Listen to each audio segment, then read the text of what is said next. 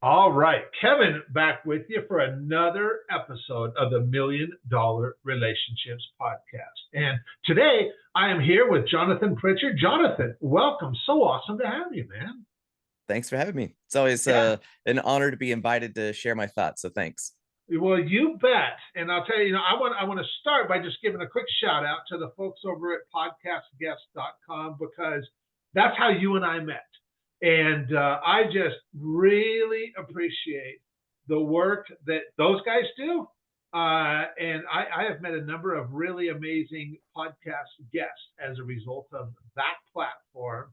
And without them, I doubt you and I would have even met, Jonathan. So I want to give a shout out and just honor that. And Yeah, they're fantastic. yes, they definitely are. So what I'd like to do for to just start off with, I want to just like give you the opportunity to share so we can set a little bit of context and the listeners get an idea of who you are, Jonathan, and what you're all about. So why don't we start with just you talking about what you do, who you serve, what inspires you most about the work that you do, and then also give us a little bit of the backstory of how you got into doing the work that you do. You got it. So let's see. Long story medium is that I am the founder of Zavant Enterprises, which is a company with a suite of services all dedicated to helping companies that have any kind of event where people gather because of that company. We help connect our client's message to their audience. Okay. And that can show up as trade show exhibits. So if you exhibit at trade shows as part of your lead generation strategy, we can almost guarantee to help you get 4 times as much business and probably save around $300,000 to $500,000 in expenses you don't even know you have. If you are a conference and you're looking for a keynote speaker, I'm an incredibly dynamic and engaging keynote speaker, and I can involve your audience in unbelievable, mind blowing ways that nobody else on planet Earth can do. And we'll dig into that as well. And if you have any kind of human based team on it at your company and you have any kind of gathering, we help that event go more smoothly. So, for example, if you have a sales team and you would like them to close more business, well, help your sales team be better communicators and facilitators of relationships with the right leads, and then they transform into better clients. So we've got 2-day training workshops for sales skills, for negotiation skills, for presentation skills, which that's extraordinarily valuable for sales teams to pitch bigger projects to large clients. But it's also really important for founders and CEOs who are also pitching investors or the marketplace on why you should care about what my company does. So it's all of that stuff is based on understanding human psychology and motivation and decision making skills, and then leveraging that understanding to make more effective processes from live human to human interaction and also from human to technological interaction. So if your website isn't converting like it should be, well, it's probably because of how you're communicating your value, either visually, technologically, persuasively through the words that you're using and imagery. And that kind of gets into branding. So basically, it's branding, marketing, sales, delivery, event stuff. It sounds like it's all over the place, but at the heart of it is effective human communication. That's it. Yeah. And the way I got into that is that my background for about 15 years has been traveling the world as a particular kind of performer called a mentalist, which Okay. is a conjurer who has a specialty in basically mind reading tricks. So Okay. basically, I can make it look like I could read your mind, predict the future, predict headlines 2 weeks from now, influence your choices, instant mass hypnosis, all those kinds of mind power things. I've been doing that in a showbiz way for 15 years. And then about 5 years ago, I was like, the techniques I'm using on stage I used for myself and my own business to be able to travel the world and get paid to have fun. And every time that I look into the business side of things and I read a business book or take a course, they're always talking about the psychology of sales, the psychology of negotiation. And I know this better than them.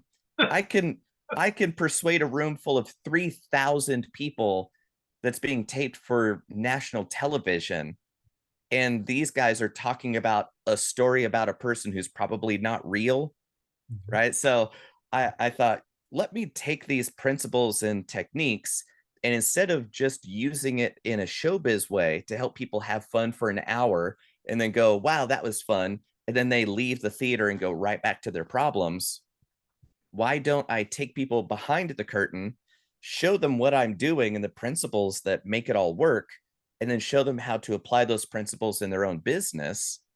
Now I'm helping that business be more successful, which helps every employee's families, every CEO and that CEO's family, and then every client and every client's family have a better life because they're getting something of better quality, cheaper, better, faster. Yeah. So, do I want to distract an audience for an hour, or do I want to help all three of those worlds and their relationships improve because I was able to help them out?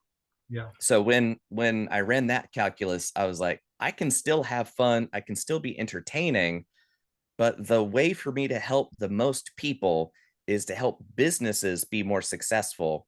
So I still do the performing to a certain extent, but it's the consulting and training and done for you services that I focus on mostly. So that's when you reached out and you're like $1 million relationships. I was like, I have to talk to you, because also my kind of one of my taglines is I'm the $1 million mind reader. Oh, Because if oh, you couldn't read the mind of the marketplace, it's a lot harder to make $1 million, right? totally. But Totally. for my clients, I directly help them make millions of dollars more, just talking about trade shows. If you want to zoom in on that, I regularly help companies make millions of dollars off one trade show when they were having a hard time landing any business from it for the previous 5 years. So Wow. it's that kind of thing Yeah. that this fundamental psychology can leverage every part of your business to make it easier to help more people. So you come in, you partner or serve your client in some way. So you go to the trade show with them, I'm assuming. Is that right? And Yeah, you're it's a whole process. And without getting too in the weeds of it, first is usually there are too many cooks in the kitchen.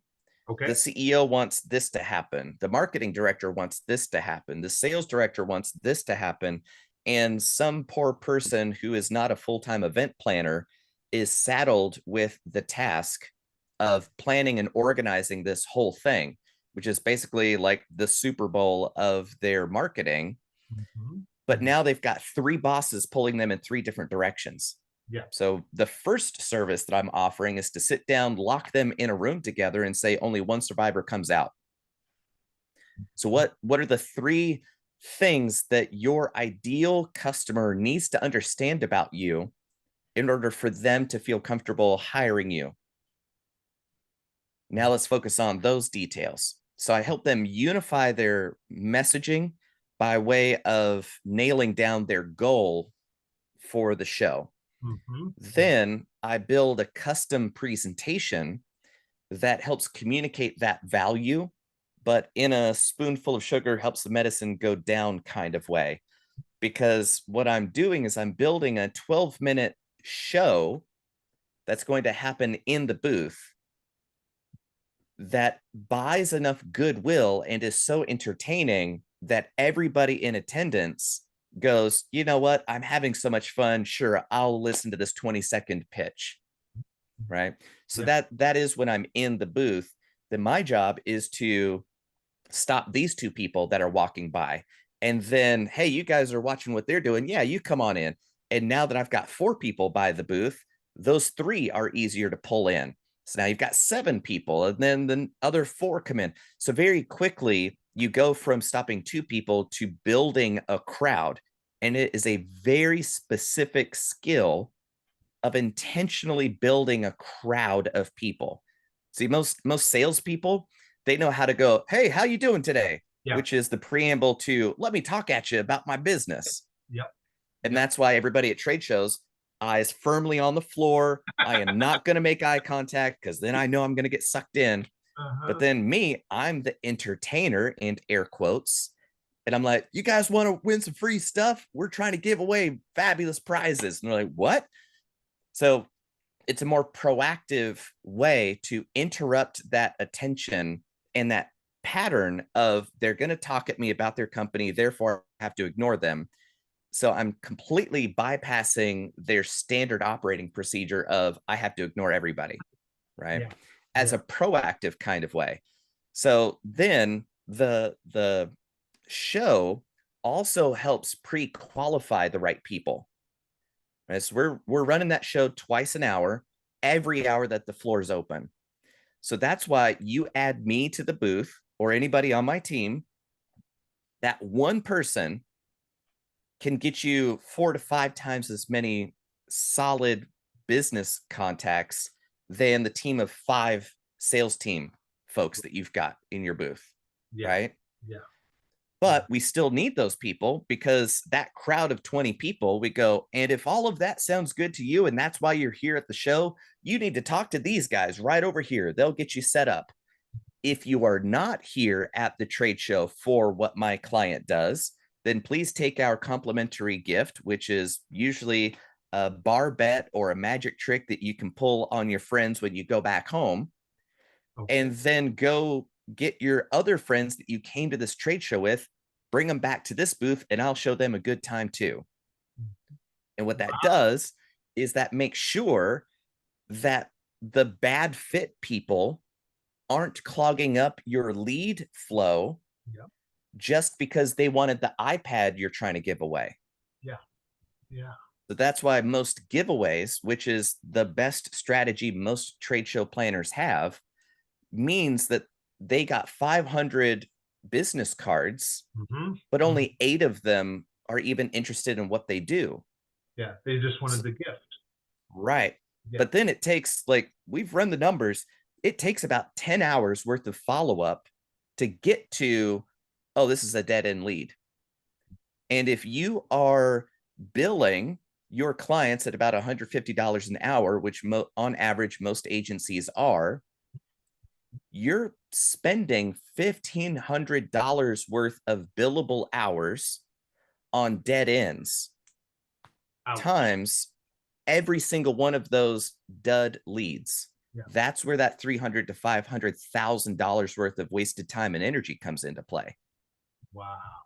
Wow. So if your trade show strategy eliminates all of that, I just saved your company $500,000 that you would have created for yourself in operating expense through the best strategy you have, which is let's give away an iPad in exchange for business cards.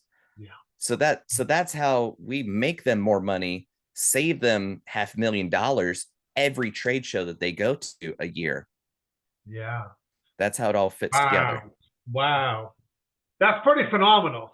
Wow, it really is. Yeah. It sounds like everybody would be doing this, but almost nobody knows how to do that. Yeah. Right. The way I think about it is like most trade show marketing advice basically boils down to horrible dating advice. It's like dress well, smell good, smile, and you'll find the mate of your dreams. Mm-hmm. But it's always like, how do I design my booth properly? How does it look good? Well, okay, that's bare minimum. You should show up at the bar wearing clothes. Okay, now what? So if you are more proactive about starting conversations with people, you're way more likely to find the partner of your dreams. Yeah. But it's mostly like everybody that looks gorgeous standing at the bar waiting for the attendees to start the conversation. And then they wonder why trade shows just aren't worth it. We don't see the value in exhibiting. when really it could be the most valuable lead generation strategy of their entire business. But Yeah. since they don't know how to start those relationships, they think it doesn't work. Yeah. And it's their strategy that doesn't work. But then when you talk to them about the strategy I just laid out, they just go, we don't do that kind of thing. Like, okay, so you're just going to keep doing the stuff that doesn't work for you. Yeah, because we are more comfortable with this bad strategy that doesn't get us any leads than we would risk with your no risk approach of 5 times as much business. We don't get it, right? Uh-huh, It's so weird. uh-huh, uh-huh. Yeah, yeah, yeah. You know, you're right. Being able to have because I've long realized in my own life and in my own business that as entrepreneurs, relationships are our most valuable asset. Everything else stems from that. And to have a process for whatever we do that just works for starting those relationships. And I mean, that's one of the most valuable things that we can have in our business, and when I launched this podcast, man, it's been almost 2.5 years now. Man, time flies. I did it because my buddy Brad told me, Kevin, for a guy like you who values relationships so much, is that you should really consider hosting a podcast. And he's been hosting a podcast for, I think at the time, already over 10 years. It's called Bacon Wrapped Business is his podcast. And I love that. every time I tell somebody that, they kind of respond like you just did. And everybody can, when you can tell from the podcast name, Brad is a pretty easygoing, fun-loving guy. He just likes to have a good time. He's also a really brilliant business strategist. And when he was telling me, he's like, Kevin, he's like, you will host the podcast and have the conversations just because you love talking with entrepreneurs. And you won't screw it all up trying to figure out how to monetize it, but yet you totally will, and it'll just happen organically. And I didn't fully understand that at the time, but I mean, he had my attention, and I'm like, okay. I was like, but Brad, I'm like, I'm with you. I feel this. It feels in alignment. But the last thing that I know that the business world needs is another Me Too business podcast. How do I separate this thing apart? Is that you are going to talk with entrepreneurs about their most valuable relationships. And I'm like, oh man, that just jazzed me. That totally jazzed me, Jonathan. And now here we are, 2 years plus into this, and this has been the most rewarding thing I've done in my 28 years as an entrepreneur.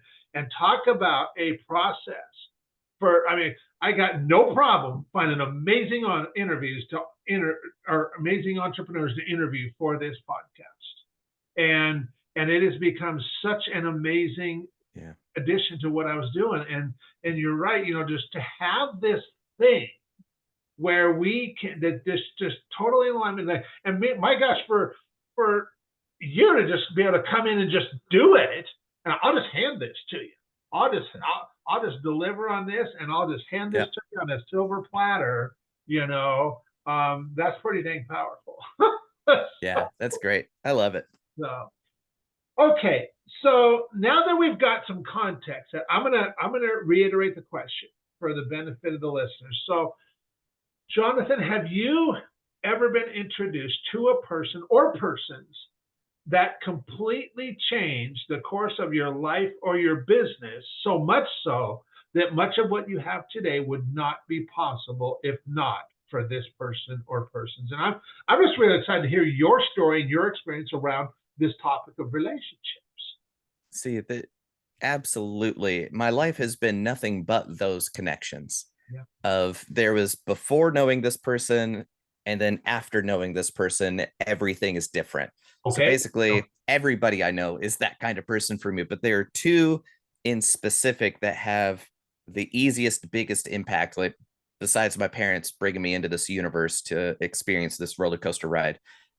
First would be my mentor, James Randi, that I met in college. And for folks that don't know who Randy is, there's actually a documentary on Netflix called An Honest Liar. An honest And liar. An Okay. Honest Liar. So that's about him. And Randy was super famous back in the 60s and 70s. And to give you an idea, he was a 2-part cliffhanger guest star on the Happy Days TV Oh, show. Like okay. that. Okay.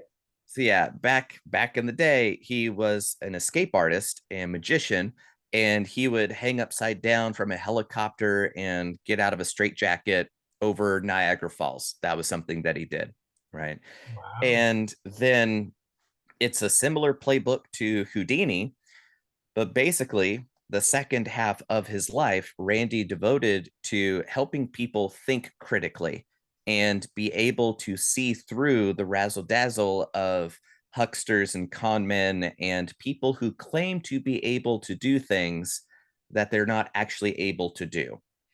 So, to that end, Randy had $1 million challenge. He had $1 million in the bank account as prize money for anybody who could demonstrate a genuine supernatural skill. Okay. So if you claim to be able to do something like read minds, predict the future, douse for gold, or whatever, okay, cool. Tell us what you can do under what conditions with what percentage accuracy. Then we'll design a double blind pass fail test. And if you pass, you get the $1 million. Nobody ever got past preliminary testing. I Wow. helped work with him for 4 summers directly when I lived at the foundation to handle applications for that $1 million challenge. Okay. And I got to work with him for 13 years in a row, helping run a science conference that he would put on every year in Vegas as part fundraiser, part science conference. And that's when I got to meet all my magic idols, because everybody in the world, in the magic world, knows who Randy is. Like, if you're familiar with Penn and Teller, one of the most useful lies, but that's actually true, is that Randy introduced them to each other. Huh. Like, there would be no Penn and Teller without Randy kind of saying, "You guys work well together. You should do that." Wow. Right. Wow.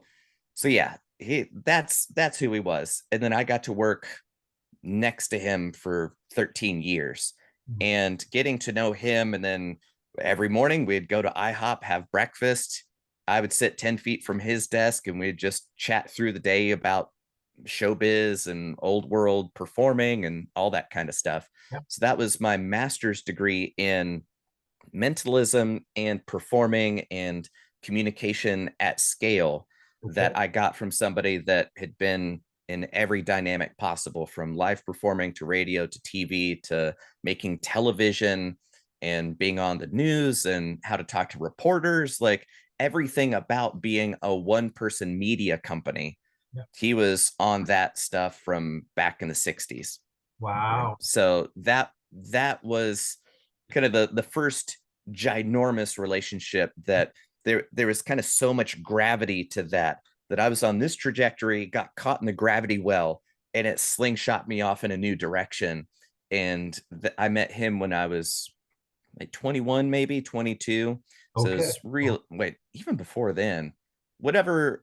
Yeah, no, I was 20 because born in 83, met him in 2003. So yeah, Okay. that's the way that math works out. And Wow. then there's the other side of things, who's also a magician, but his name is David Hyra, who he's still alive. He's fantastic. And his story is that he was one of a handful of executives at Sharp Electronics when the company was a millions of dollars revenue a year company. And then with his help and the other executives, they transformed it into a billions of dollars a year revenue company. So his way of engaging people and motivating employees and strategy and goal setting and all that kind of stuff, how to really understand profitable business, came from him. And Okay. he has since retired down to Costa Rica. And years ago, I went down to Costa Rica for a week to just talk shop all day, every day And in the afternoon, we'd go to this coffee place and where they actually grow the coffee and process it. Mm-hmm. And we're just talking shop all day, every day. And he has been a phenomenal mentor to me that has helped me translate the performing stuff that I do and understanding its value inside a business context and being Okay. able to speak corporate, speak profit, loss, balance sheets, and that kind of thing. And then be that broker of these powerful psychological techniques and principles that magicians are sitting on, but they don't understand just how powerful they are. I always like to say that magicians are so good at keeping secrets, they don't even understand what they know. And then Mm-hmm. being able to apply it to a business world. And that led to me working with BP, State Farm, Discovery, United Airlines. That's part of my client list, Yep. right? Yeah. So being able as a one person show for most of my business history, being able to pitch and land those kinds of clients, Yep. most people have a whole war and peace long list of excuses why I couldn't do business with a big company like that. Oh, I Sure. need a bigger support team. I need this. I need to be a corporation. I need all this. What? Nope. I'm a country bumpkin. I grew up in a trailer park in the mountains of North Carolina. My dad worked factories until he retired, right? It's like I don't come from this world. So whatever excuse you think you have, I'm not it, man. Yeah. Yeah. So I it's love it. all I love been it. that kind of thing. Yeah. Wow. So if you look at just these two relationships in your life with James and with David, and I'm sure you can come up with tons of examples to the question I'm going to ask you. I'm going to challenge you just to come up with one that just will pop right to the top of your head. But if you look at these two relationships and over the years, look at where you personally had an opportunity where you made a really big impact, and you also know hands down it would have never happened if not for either your relationship with James or your relationship with David. What is an example of that, Jonathan? Oh, yeah, I know exactly what that answer is. Okay. And it starts because my the beginning of my performing career, I was always doing open mic nights and bars and that kind of thing. But really, my career started when I started doing a full 70-minute mind reading show for colleges and universities. Okay. So I traveled the country. I've performed in all 48 of the contiguous states, still waiting on Alaska and Hawaii to bring me out. But basically, I'm doing my comedy interactive mind reading show. And like Penn and Teller, I love meeting people in the audience. So that autograph line is deeply honoring to me because I feel honored that they would stand in line sometimes as long as they watched me do the show. They're in line for that long just to shake my hand and take a picture. But I people would be asking me like, what are you? Like what are you doing? Right? Because I don't have a normal job. Right? Like I didn't follow the standard social narrative of go to college, get a good degree, to get a good job, to retire with a watch. Right? Like that's not my path at all. No. But all these college students, 99% of them are bought into that path. And then here comes me, Mr. Mind Reader Man, and they're like, you're telling me this is what you do for a living? And I'm like, uh-huh. Yeah. So they're asking me all sorts of questions that are basically branding, marketing, sales, but they don't know that that's what they're asking about. So how do you do this? What do you think about that? How did you get started doing this? Right? So that was the beginning of my coaching, basically, but I didn't know it until I start getting emails back like 3 years, 4 years later. Hey, I don't know if you remember, but you came to my college and you talked to me after a show and it blew my mind. I made a whole bunch of choices and changes. And here's what I'm doing now. And it wouldn't have happened if I didn't talk to you. Wow. So Wow. that was kind of the beginning of realizing, oh, the way that I think about things now, because the people that I've met, like Randy and David, I'm kind of now honor bound to share this with as many people as possible because of how profoundly it's helped me Yeah. live a life beyond anything I ever imagined was even possible. So I can't keep this secret. I Yeah. can't just keep this to myself.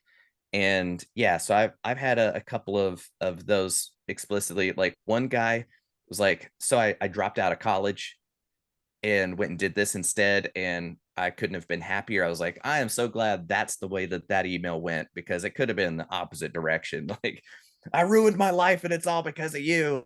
So thankfully reviews have been positive. Well, good for you. Wow. And that, I, I mean, man, hearing you share that, I think about experiences I've had in my own life, and even in my previous. I used to own a publishing company that we helped entrepreneurs for 12 years in the other business that I had, and I remember getting a call in our office from a teenage girl that had left a message thanking us for giving her dad back and stuff. And I'm like, man, I mean, that just you get stuff like that, and man, oh man, that's what a reminder of what we're really doing, you know. Right. Right. And uh and it's incredibly, I mean, yeah, it's a lot of fun doing what we do. I get great set. I love doing what I get to. I love doing this, you know. I mean, I have been this naturally curious guy my whole life. In fact, I irk my wife sometimes because I ask so many questions. But I love talking with entrepreneurs, it's just such a rewarding experience for me that if I did nothing else, then I'm good. so, so and doing this and giving entrepreneurs like you the opportunity to share your story and your experiences around relationships and stuff, it's just incredibly rewarding, because I know that I guarantee you there is entrepreneurs listening to this right now going, dang, Kev, I really like Jonathan, man. I like who he is. I like what he stands for. And I'd like to find out more about what he's, maybe he can even help us. And so for anybody that's listening to this, thinking that right now, what are there some resources, website, what have you, that they can check out, Jonathan? Absolutely. The best place to go is icanreadminds.com. icanreadminds.com. Okay. That's it. So that is my hub with links out to all the different resources. My YouTube channel, where I'm posting a new video every week, my daily, every weekday newsletter that I call the Persuasive Professional. Basically, I'm helping people be more persuasive in their life and business every weekday by sharing stories and tips and tricks and techniques and all that kind of stuff. And the link to sign up for that is there. Links out to my books, Think Like a Mind Reader, which is basically the mind reader's guide to better thinking, and then the mind reader's guide to better memory, which I titled Perfect Recall. Okay. So that is a great one to show you what your mind is already capable of, but your strategy for using it is bad. So Okay. that is the fastest way that you can prove to yourself that this mind power thing is real, and understand that your strategies for using the resources you already have are what's janky, not the resources you have. Right. So it's thinking about thinking, and that meta skill of memory is the fastest way to prove that out. And as of the time that we're recording this, I'm currently writing the Mind Reader's Guide to Selling, which is my sales process Okay. that I have implemented at the country's #1 digital marketing agency. And they started putting up record sales numbers with even fewer sales team members than they've ever been used to. Wow. And and they brought me on as the sales trainer for any of their new hires, which that's a fun short story, is that they brought a woman on who had zero sales experience, zero marketing experience, and it was my job to turn her into a closer. So Okay. I taught her my enterprise level sales system that is based on one of the performing things that I do. And now she's the number 2 closer at the entire company, which is Wow. phenomenal. So Wow. that system is available as a video course, as small group training. About every 3 months, I'll open it up to about 5 people. And I'm now writing the book so that if you can't make the video course or you can't make the small group training, you can at least still learn the system and use it in your own business. So that's why I say iCanReadMinds.com is the one place to go to find all the different branches of how this stuff fits together for Awesome. whichever one's most interesting to you. Perfect. Well, I will make sure that we include that with the show notes when we release this. And so, Jonathan, thank you so much for taking the time to have this conversation today. The right from the beginning of launching this, the goal was really simple. We wanted to give entrepreneurs like you the opportunity to honor the people in your life that have had the biggest impact on your life, on your business. And then also for the entrepreneurs who are listeners, I wanted to just use these conversations to inspire them to place an intentional focus on creating more real, meaningful, rewarding, and profitable relationships in their own lives. And we have definitely delivered on that today, thanks to you. So I just really appreciate it. Any Thank you. last thing you feel led to share before we call it a wrap, Jonathan? Every single one of my YouTube videos, I sign off exactly the same way, which is if you can change your mind, you can change your life. Because if we can't help fix what's between your ears, you could have the world's most valuable resources, you could have the best strategy, but if you don't know how to think about your problem properly, you're gonna go around the sun and one more time and still have the same problems. So learning how to change your mind is the first step of creating anything that your imagination can dream up. Yeah, absolutely.